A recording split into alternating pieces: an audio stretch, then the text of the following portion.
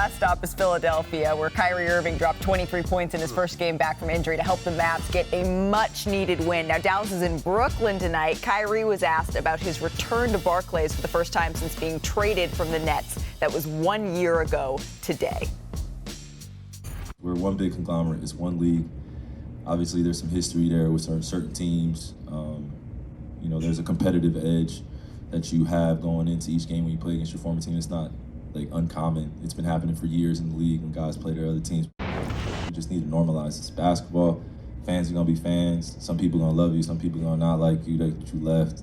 But it's all part of the overall conglomerate that we are as a league. That's what makes it exciting. The fandom, the support, and just staying poised through the chaos.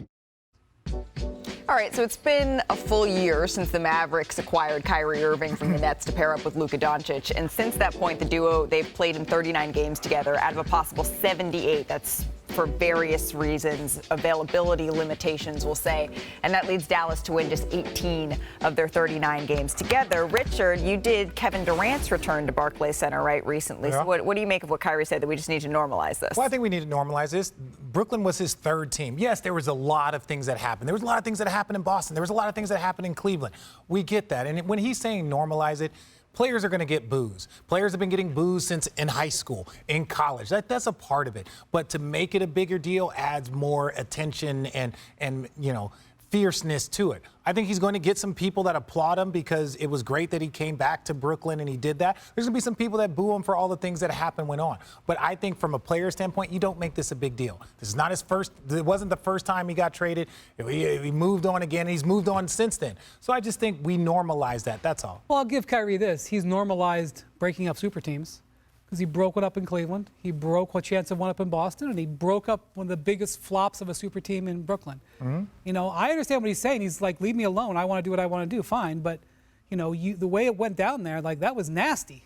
That was nasty the way it went down there, and I don't expect the Nets fans to be thrilled. It was nasty the way it went down in Boston. I'm going to come back His here. His return there wasn't the best, though. It wasn't the best. He was saging the arena. Yeah, he got booed a lot. But, who doesn't get booed? The only thing that helps him in this is that he wasn't the lone participant in this. Agreed. There was multiple stars that were involved in this. Again, he definitely was at the spear of that. But at the end of the day, I'll say, listen, you want to talk about someone's game that you could marvel at and watch, the performances that he put up as a player. He has one of the most attractive games that you could ever admire and watch, just from a fan standpoint. So there will be mixed cheers in there, just from the idea of him putting on a show there consistently is something that he did. It's just the other stuff to B's point. It's a little Duke love. He's going to get a little. Yeah, a little Duke love. That's the homie, man. What you But I'm saying, but same thing with KD, right? There were some people that were sad. They were like, KD, we can still build around you. We can still build with the assets that we get. We can go get another player. You could. I understand you're doing this. I'm saying I understand why the media is doing this. It's a big deal, him going back there. Yes. But ultimately, from a player standpoint, he's looking at this as, yes, it'll be good. It's another game. I had to deal with it in Boston. I had to deal with it going back to Cleveland. It's just another game. Well, and he should be looking at it that way because the Mavs are 13-10 in games that both Luka and Kyrie suit up. That's good for a 46-win pace, which seems a little bit underwhelming considering sort of the numbers Doncic has been putting up this season specifically. So, Austin, how far do you think that Dallas is from being in that sort of contender top tier? They're a big piece away, I feel. I like their roster, but I'm not in love with it. When we talk about depth, playoff experience, they do have shooting, but it's heavily based around two guys who are both ball dominant. Mm-hmm. They have no inside presence. The rookie has helped from Duke. Shout out to he's been Duke. Very good. Every time we're gonna have to drink now. Very good. Yeah, he's been excellent. He's been a steal. Yep. He's been a steal to some sort. But they still need. I'm talking about a legit piece down there in the front court, or at least a wing, somebody with size that can help them kind of go over. You know who agrees with that? Luka. Yes. So do the Mavericks. They've been trying as hard about as any team in the last week or so, trying to figure out a way to get another wing player, to get somebody in there to lighten the load on Luka and Kyrie. Grant Williams is a guy who was traded there in the offseason. Good point. He has been a guy that the fit hasn't been perfect.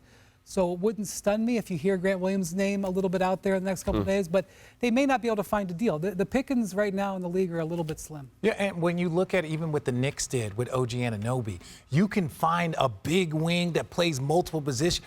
if you can, and again, they don't grow on trees. That's why they had to give up what they did. That's why he's been such a perfect fit. But like I think that's the level of peace they are away from making a jump to that level. Yeah, the name is Andrew Wiggins. You know, is there a deal there for Andrew Wiggins? Is that something they would be trying to do? Would Golden State be doing that? Like that's been in the ether. I don't know whether the two sides will come to. Let's go to the ether. Let's get to Golden State. Yeah, that stuff. So. What are they talking about? You ain't played to finish the game? I got benched game 5 of the finals. Who the cares? Well, I haven't asked that yet, but I will now. You know? Huh? I said I haven't asked it yet, but I. Oh, you're like you're about to. So Yeah. I answered it for you. Already. I mean, you didn't close tonight. That's obviously going to be a story. I mean, It's all good. Yeah, these guys played great. He played great. PP, Jonathan. At the end of the day, winning trumps all. Is this an adjustment period for you a little bit? I mean, he's done it in a few games, obviously. Yeah. Kidding me? Go from one of the best players. It's hard for anybody. I'll be honest with you. So this was the 5th time Klay was subbed out in the 4th quarter and did not play in the final 5 minutes of clutch time under Steve Kerr. 4 of them, they have come this season, and then the other came in January of 2022. That's when Thompson was returning from his multiple injuries, if you remember. This is kind of tough. It felt a little bit. It's not? I'm wrong? No, it is tough for a player. It's tough. That's what I mean. Yeah, that's why it is tough. It's tough as a player, but I stand by this. There is his ability has gone down, but I think Klay's not happy.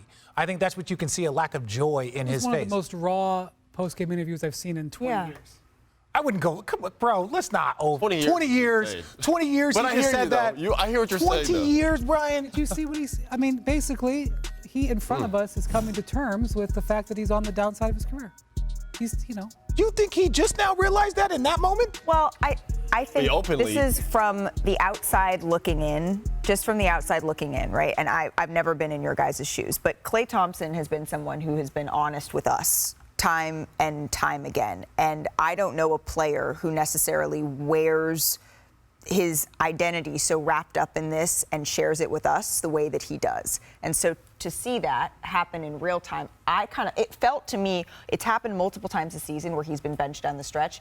Somehow it felt worse and maybe a little bit more critical in last night's game. Yeah. Look, if you look at his stats, he is averaging 17 points. He's shooting 37% on threes on high volume. He's still a better than average defender. There are teams out there that would kill for a player like that. Amen. He is an excellent, key player. He's just not a superstar anymore. Yep. So that happens. Richard at one time was a 25-point-a-game scorer. At the end of your career, you came to the 7th man. Yeah. Like, okay, it happens. It just doesn't always happen when we've watched these 3 guys win 500 games. So we have seen him win 500 games, and it's happening as his emotions are pouring out of him in front of us on TV. It's not a rare thing. It's just something that we don't get to see very often. My thing is this. One of the other trios was Manu, Tony, and Tim.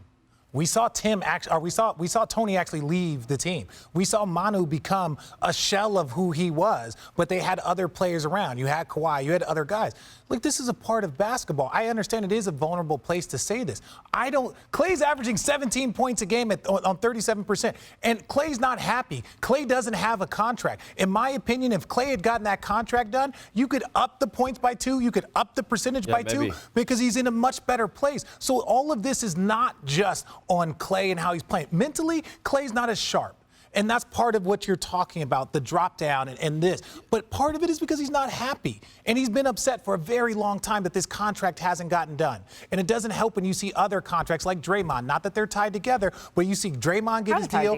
Well, I'm saying you see Draymond get his deal, then they offer you a deal. You don't feel like it's your value. Like you said, there's a lot of teams that would love to have high volume at 37%. Yeah, but not at $40 million a year.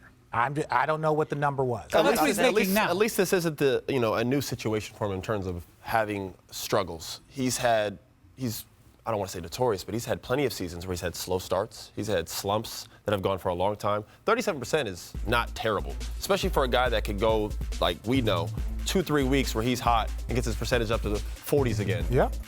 Completely capable, and he would be an asset on just about every competing team in the league. All of them would like a guy like Klay Thompson. So you got to understand their situation, their playing style has changed.